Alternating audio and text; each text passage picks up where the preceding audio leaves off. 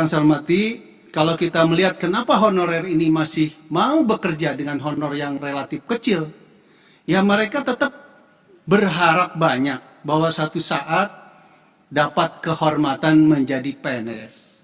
Karena itu sudah berulang-ulang dari para tenaga honorer ini, baik K2, non-K2, dan lain sebagainya, datang mengiba ya ke Komisi 2, ada yang nangis dan sebagainya, harapannya CPNS tanpa tes, bukan P3K, karena di masyarakat kehormatan barangkali CPNS lebih tinggi. Ya. Oleh karena itu, Bapak dan Ibu, Pak Menteri yang saya hormati, saya ingin mengetuk nurani hadirin lah, yang ada di ruangan terhormat ini, bagaimana kalau nasib honorer tersebut menimpa diri kita, anak-anak cucu kita, dan saudara-saudara dekat kita. Ya. Ya. Jadi kalau honorer tersebut bisa diangkat CPNS, kami berharap didahulukan. Kalau memang sudah tidak memungkinkan, ya diangkat P3K. Tidak perlu tes, tapi dari lama mengabdi bekerja, dan integritasnya barangkali kepala-kepalanya yang paham sekali. Ya. Kemudian kalau P3K ini kan tidak berkarir seperti PNS barangkali ya, tadi keterangan itu. Jadi boleh saja lompat. Jadi kalau P3 dengan boleh lompat begitu, misalnya yang honorer ini sudah bekerja 15 tahun, S1 kan 3A, ya kalau 15 tahun bisa naik pangkat sudah 4 kali barangkali, 3-4 kali. Jadi apa salahnya kalau yang dia angkat 43, kesetaraannya golongan 4A barangkali begitu ya. Kalau mungkin. Hal yang ini paling prinsip Pak tadi yang disampaikan oleh Pak Anwar ya, dan teman-teman yang lain lah sama, sampai pimpinan juga tadi Pak Samsul dan Pak Dia. Ya memang selama ini pemerintah menganggap tidak memperhatikan tenaga honorer. Sepakat. Mungkin Bapak Ibu ingat perangkat desa sampai demo se-Indonesia minta dijadikan PNS. Akhirnya kami nego tuh. Ya nggak mungkin dong jadi PNS. Oke, gajinya setara golongan 2A, 1A, dan sebagainya. Akhirnya bisa kompromi di situ. Kalau mau jadi pegawai semua, nanti pensiunnya bagaimana? Nah, ini kan kita kompromi Pak. Itu aja. Jadi tahun 2005 sampai 2014, pemerintah sudah mengangkat 1.070.092 orang tenaga honorer kategori 1, yaitu THK 1 dan tenaga honorer kategori 2. Besar loh Pak, 1 juta ini.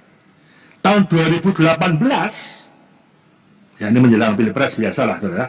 Jadi pemerintah sudah mengangkat 6.711 orang THK 2. Termasuk tadi yang perangkat desa tadi, disesuaikan tadi.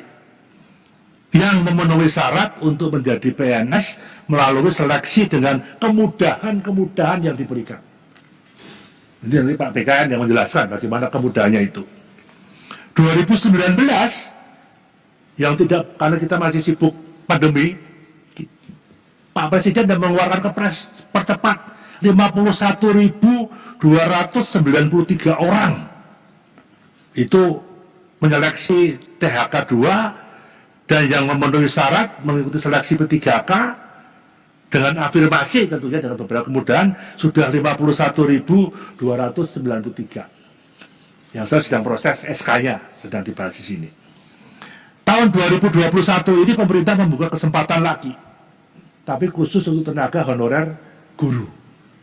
Jadi yang demo banyak ke kantor, tadi yang Bapak sampaikan, ya dibawa anggota DPD RI, dibawa anggota DPR yang membawa semua itu kebanyakan masalah-masalah ini. Itu membuka kesempatan lagi guru untuk mengikuti seleksi guru melalui skema pegawai pemerintah dengan perjanjian kerja. Itu kan domainnya Mendiknas. Ya kami ikut saja dengan Pak BKN di sana. Jadi melalui program ini pemerintah juga memberikan kemudahan-kemudahan lagi yang nggak bisa kami sampaikan. Itu. Tenaga honorer diberikan kesempatan untuk mengikuti seleksi sebanyak 3 kali. Nah, sudah 3 kali lagi. Di samping itu tenaga honorer juga diberikan kesempatan untuk meningkatkan kemampuan agar dapat lulus seleksi. Nah, nanti Pak Bima yang punya strategi itu.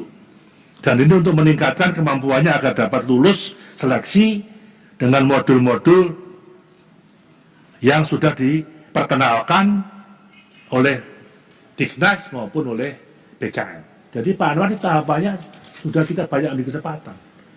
Jadi mohon maaf ya, kami memang belum pada posisi mengambil keputusan udah stop, nggak bisa. Nah kita cari, diberikan kesempatan itu.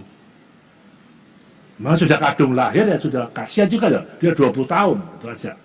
Ya tadi Pak Yunimar menyinggung sebuah lembaga sudah dites Pak sama Pak Bima, selesai Pak. Tes ASN sebagaimana undang-undang sudah selesai. Yang teman-teman di KPK tinggal diumumkan saja, tinggal nanti seleksi wawancara mungkin. Itu kan Perkom, itu kewenangan daripada KPK, supaya jangan ada kesan nanti pemerintah ikut campur di sini itu.